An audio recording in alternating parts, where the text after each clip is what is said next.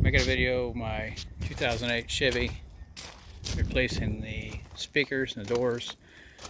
By now everybody knows the speakers go out sometimes all at the same time, whatever reason, water, whatever it is.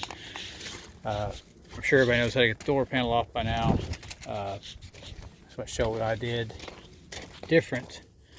I went with the Walmart Pioneers 320 watt 6.5, which turns out to be just a little bit too big for the adapter, which is this thing that you got to tear a speaker out of. So I want to show a lot of people use a grinder or whatever to get the speaker out. I did some stuff a little bit different, so I'm going to get this thing, this phone to sit here, and hopefully it'll capture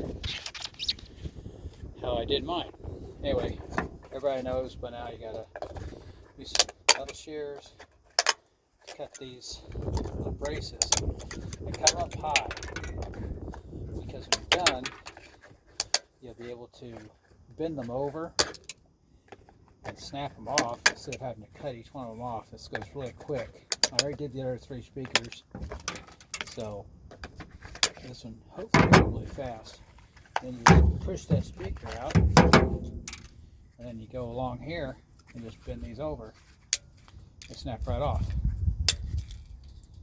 and they snap off pretty much flush, so it makes it a whole lot easier than trying to grind them.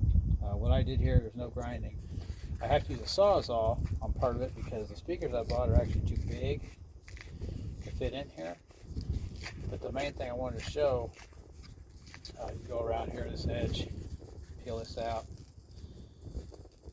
That all comes right out.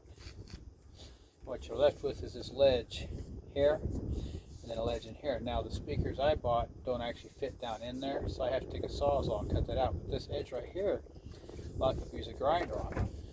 If you take a pair of shears and go right around that thing in less than a minute,